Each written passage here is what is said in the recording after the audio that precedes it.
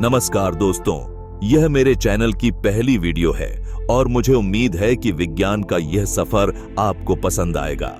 चलिए शुरुआत करते हैं। हम इंसान हमेशा से खोज करता रहे हैं। हमने महासागरों को पार किया, पहाड़ों की चोटियां फतह की और आसमान का सीना चीरकर चांद पर अपना झंडा गाड़ दिया। हमें लगा कि हम अजेय हैं। हमें लगा कि यह पूरा ब्रह्मांड बस हमारे आने का इंतजार कर रहा है। लेकिन जब हमने अपने सौर मंडल के किनारे पर झांका तो हमें एक ऐसी दीवार दिखाई दी जिसे लांघना शायद हमारी किस्मत में ही नहीं है। हमने रोवर्स को मंगल की लाल मिट्टी पर चलाया। हमारे यान जैसे वॉयेजर और न्यू होराइजन्स उस अंधेरे में चले गए जहां सूरज सिर्फ एक चमकीले तारे जैसा दिखता है। लेकिन एक कड़वा सच आज भी हमारे सामने खड़ा है।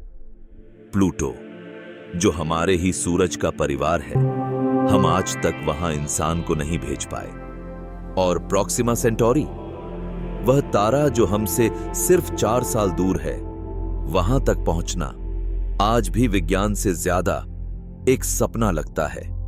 आज के इस गहरे सफर में हम सिर्फ रॉकेट या इंजन की बात नहीं करेंगे। हम बात करेंगे उस अकेलेपन की, उस दूरी की जो इंसान को तारों से अलग करती है। चलिए उस अंधेरे में चलते हैं जहां समय भी हार मान लेता है। सबसे पहले हमें अपनी जगह समझनी होगी। इंसानी दिमाग के लिए दूरी का मतलब होता है किलोमीटर या मील। हम दिल्ली से न्यूयॉर्क जा सकते हैं 15 घंटों में। हम चांद तक जा सकते हैं 3 दिनों में। लेकिन अंतरिक्ष में हमारे ये पैमाने मजाक बनकर रह जाते हैं। मान लीजिए कि हम एक आधुनिक जेट विमान में बैठे हैं, रफ्तार 900 किलोमीटर प्रति घंटा। अगर हम इस विमान से सूरज की तरफ उड़ें तो हमें 19 साल लगेंगे। लेकिन अगर हम इसी विमान से प्लूटो तक जाना चाहें, जो हमारे सौर मंडल का आखिरी बड़ा पड़ाव है, तो हमें 800 साल लगेंगे। जरा सोचिए, जब आप उड़ान भरेंगे तो आपकी 30वीं पीढ़ी प्लूटो पर लैंड करेगी। लेकिन यह तो सिर्फ शुरुआत है। हमारा सौर मंडल प्लूटो पर खत्म नहीं होता। उसके बाद आता है ओर्ट क्लाउड। ओर्ट क्लाउड बर्फीले पत्थरों का एक विशाल कब्रिस्तान जो सूरज को चारों तरफ से घेरे हुए है। वॉयेजर 1, वॉयेजर 1, जो अब तक का सबसे तेज यान है, उसे इस ओर्ट क्लाउड तक पहुंचने में ही 300 साल लगेंगे और इसे पार करने में 30,000 साल। और याद रहे, यह सब अभी हमारे अपने सौर मंडल के अंदर है। अभी तक हमने पड़ोसी के घर का दरवाजा खटखटाया भी नहीं है। तो आखिर हम इतनी धीमी गति से क्यों चलते हैं? क्यों नहीं हम बस एक बड़ा रॉकेट बनाते और एक्सीलरेटर दबा देते? जवाब छिपा है रॉकेट विज्ञान के सबसे क्रूर नियम में, जिसे कहते हैं the rocket equation. The rocket equation. अंतरिक्ष में कोई पेट्रोल पंप नहीं है। आपको अपने सफर का पूरा ईंधन अपने साथ लेकर उड़ना पड़ता है। लेकिन मुसीबत यह है कि उस ईंधन का भी अपना वजन होता है और उस वजन को उठाने के लिए आपको और ज्यादा ईंधन चाहिए, और उस और ज्यादा ईंधन को उठाने के लिए और भी ज्यादा ईंधन। यह एक ऐसा चक्रव्यूह है जिसे तोड़ना लगभग नामुमकिन है। आज हमारे पास जो सबसे बेहतरीन केमिकल रॉकेट हैं, वे आतिशबाजी से ज्यादा कुछ नहीं हैं। वे हमें पृथ्वी की कक्षा से बाहर तो धक्का दे सकते हैं, लेकिन तारों तक नहीं ले जा सकते।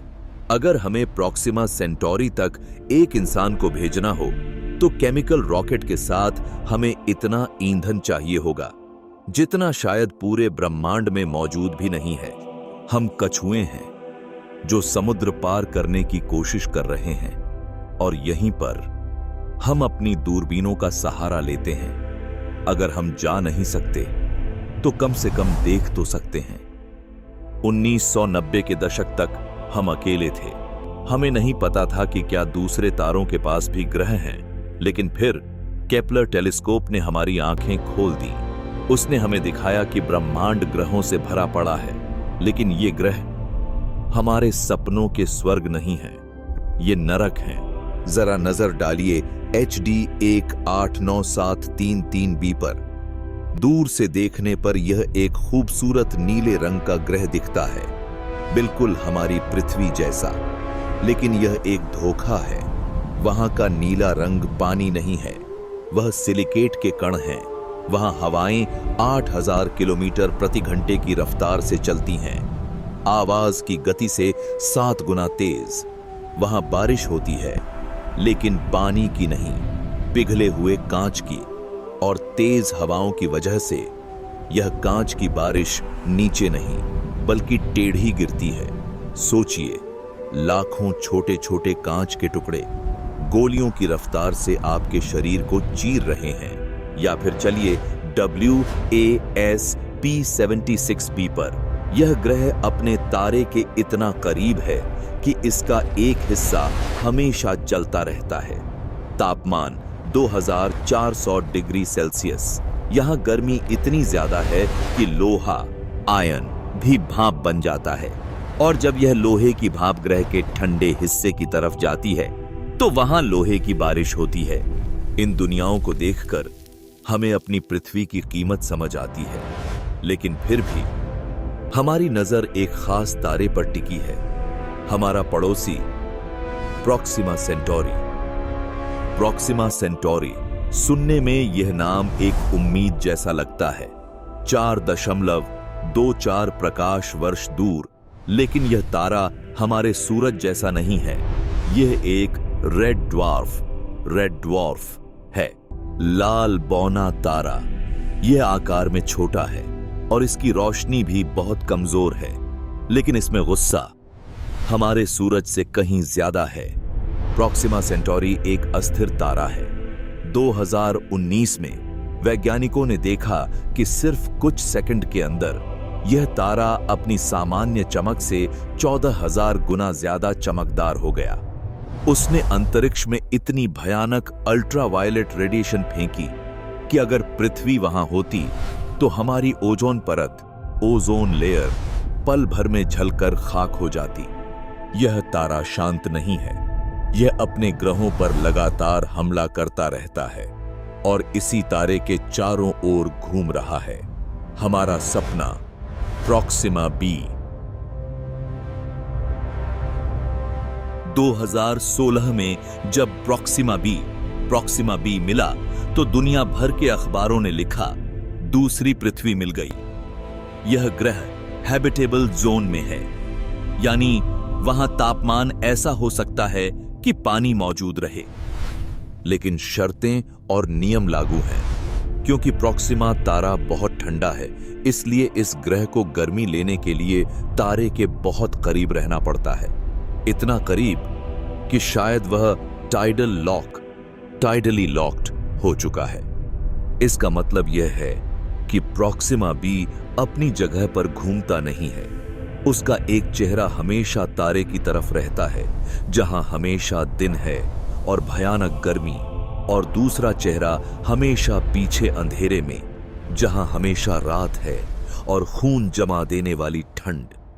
जीवन अगर वहां है तो शायद सिर्फ उस पतली सी लकीर पर हो सकता है जहां दिन और रात मिलते हैं। एक गोधूली बेला, ट्वाइलाइट जोन की दुनिया। लेकिन जैसा मैंने बताया, तारे के रेडिएशन ने शायद करोड़ों साल पहले ही इस ग्रह का वायुमंडल उड़ा दिया होगा। हो सकता है हम जिसे दूसरी पृथ्वी समझ रहे हैं वह अंतरिक्ष में तैरता हुआ एक सूखा पत्थर हो। लेकिन मान लेते हैं कि वहां जीवन है या कम से कम रहने लायक जगह है, तो हम वहां जाएंगे कैसे? आज इंसान द्वारा बनाई गई सबसे तेज चीज है पार्कर सोलर प्रोब। लेकिन वह सूरज की गुरुत्वाकर्षण शक्ति का इस्तेमाल करके तेज हुआ है। वह तारों के बीच के खालीपन में नहीं चल सकता। अगर हम न्यू होराइजन्स या वॉयेजर जैसे यानों की बात करें तो प्रॉक्सिमा सेंटोरी तक पहुंचने में 80,000 साल लगेंगे। जरा इस समय को महसूस कीजिए। 80,000 साल पहले इंसान ने खेती करना भी नहीं सीखा था। हम गुफाओं में रहते थे और अगले 80,000 सालों में क्या इंसान बचेगा भी? अगर हम आज एक यान भेजते हैं तो जब वह प्रॉक्सिमा तक पहुंचेगा तब तक शायद पृथ्वी पर हमारी सभ्यता का नामो निशान मिट चुका होगा। उस यान को रिसीव करने वाला वहां कोई नहीं होगा और उसका संदेश सुनने वाला यहां कोई नहीं होगा। यह एक ऐसा सफर है जिसका कोई अंत नहीं दिखता। क्या इसका मतलब है कि हम हार मान लें? बिल्कुल नहीं। इंसान ने एक तरीका सोचा है, एक ऐसा तरीका जो विज्ञान कथाओं साई-फाई जैसा लगता है। इसे कहते हैं Breakthrough Starshot. Breakthrough Starshot. Stephen Hawking और यूरी मिलनर ने इसकी परिकल्पना की थी। विचार यह है, हम बड़े जहाज नहीं भेजेंगे, हम इंसान को नहीं भेजेंगे, हम भेजेंगे एक चिप, एक ऐसा स्पेसक्राफ्ट जो सिर्फ कुछ ग्राम का हो, एक डाक टिकट के आकार का। इसके साथ जुड़ा होगा एक बेहद हल्का पाल, सेल, जैसे नाव का पाल होता है, लेकिन यह हवा से नहीं, रोशनी से चलेगा। पृथ्वी पर हम 100 गीगावाट की ताकत वाली लेजर तोपें बनाएंगे। जब ये लेजर उस छोटे से पाल पर पड़ेंगी तो उसे इतना तेज धक्का देंगी कि कुछ ही मिनटों में वह रोशनी की रफ्तार के 20% तक पहुंच जाएगा, यानी लगभग 60,000 किलोमीटर प्रति सेकंड। इस रफ्तार से 80,000 साल का वो सफर सिर्फ 20 साल में पूरा हो जाएगा। एक इंसान के जीवन काल के अंदर हम प्रॉक्सिमा की तस्वीरें देख पाएंगे। लेकिन रुकिए, यह इतना आसान नहीं है। रोशनी की 20% रफ्तार पर चलना मौत को दावत देने जैसा है। अंतरिक्ष खाली नहीं है, वहां गैस और धूल के बारीक कण तैर रहे हैं। जब आप इतनी तेज रफ्तार में होते हैं तो धूल का एक कण भी एक बम की तरह टकराता है। एक छोटी सी टक्कर और हमारा नैनोक्राफ्ट भाप बनकर उड़ जाएगा। और मान लीजिए अगर कोई यान वहां पहुंच भी गया, उसने प्रॉक्सिमा बी की फोटो खींच भी ली, तो वह हमें वापस कैसे भेजेगा? एक छोटे से मोबाइल फोन जितनी ताकत वाला ट्रांसमीटर 4 प्रकाश वर्ष दूर पृथ्वी तक सिग्नल कैसे पहुंचाएगा? यह वैसा ही है जैसे कोई दिल्ली में माचिस की तीली जलाए और हम उम्मीद करें कि मुंबई में बैठा व्यक्ति उसकी गर्मी महसूस कर ले। और सबसे दर्दनाक बात, ये यान वहां रुक नहीं सकते। उनके पास ब्रेक नहीं है। वे प्रॉक्सिमा के पास से बस 1 सेकंड के लिए गुजरेंगे, कुछ धुंधली तस्वीरें लेंगे और फिर हमेशा के लिए आगे अंधेरे ब्रह्मांड में निकल जाएंगे। इन सब चुनौतियों को देखकर एक बात साफ हो जाती है, तारों तक पहुंचना अभी हमारी पहुंच से बहुत दूर है। शायद इसीलिए ब्रह्मांड इतना खामोश है। शायद दूसरी सभ्यताएं भी इन्हीं दूरियों में कैद हैं। प्रॉक्सिमा सेंटोरी हमें एक आईना दिखाता है। वह हमें बताता है कि यह पृथ्वी, यह छोटा सा नीला ग्रह कितना कीमती है। फिलहाल हमारे पास कोई प्लैनेट बी नहीं है, कोई दूसरा घर नहीं है जहां हम भाग सकें। हम कोशिश करना नहीं छोड़ेंगे। हम लेजर बनाएंगे, हम इंजन बनाएंगे, लेकिन जब तक हम उन तारों तक नहीं पहुंचते तब तक हमें इस अकेले ग्रह को बचा कर रखना होगा, क्योंकि इस अनंत अंधेरे ब्रह्मांड में यही एक जगह है जहां जीवन की धड़कन है। यह सफर का अंत नहीं है। अगले भाग में हम बात करेंगे वॉर्म होल्स और वार्प ड्राइव की। क्या हम आइंस्टीन के नियमों को तोड़कर समय को मात दे सकते हैं? अगर आपको हमारा यह काम और विज्ञान की यह गहराई पसंद आई तो कृपया चैनल को सब्सक्राइब करके हमारा हौसला बढ़ाएं, ताकि इस ब्रह्मांडीय सफर में हम और आप साथ चल सकें। तब तक के लिए आसमान की ओर देखते रहिए। धन्यवाद।